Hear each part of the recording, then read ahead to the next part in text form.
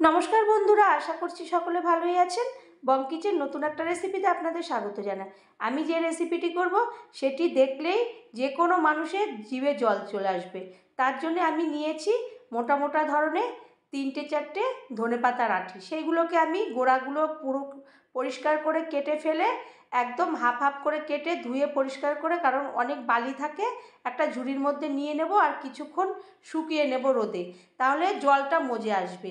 এরপরে আমি একটা গ্যাসের ওভেনে কড়াই বসিয়ে দেব।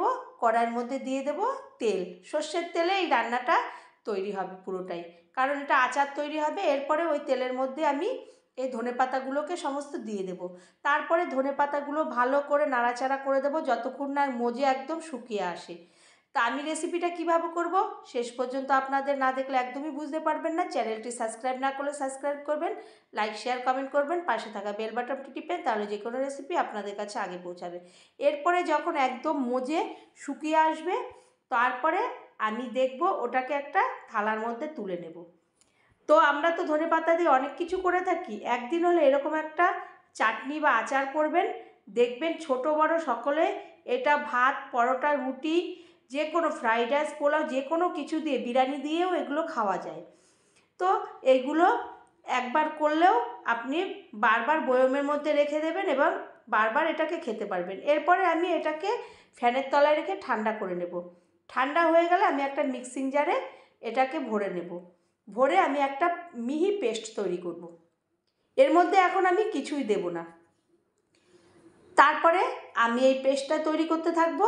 আমার পেস্টটা এইদিকে তৈরি হয়ে গেছে। এইদিকে আমি আর একটা কড়াই বসিয়ে দেব।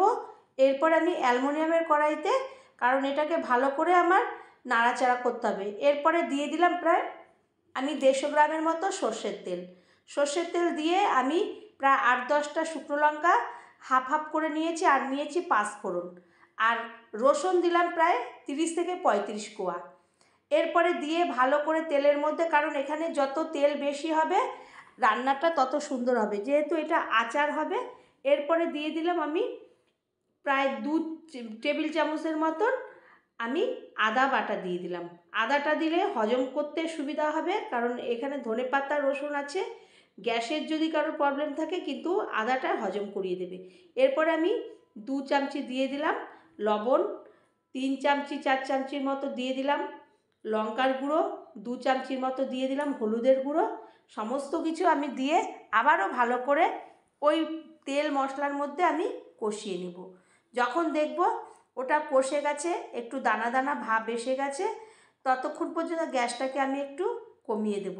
এরপরে যে দেব তেঁতুলের যে গোলা, তেঁতুলটাকে গুলে যে জলটা বেরাবে সেই জলটাকে আমরা দিয়ে দেব।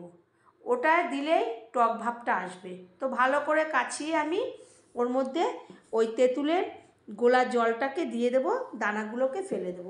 এরপরে আমি ভালো করে আবারও ওইগুলোকে নাড়াতে থাকবো। ওগুলো একদম টকবক করে ফুটতে থাকবে। তখন আমি যে ধনেপাতার পেস্টটা করেছিলাম সেই পেস্টটাকে এর মধ্যে ঢেলে দেব।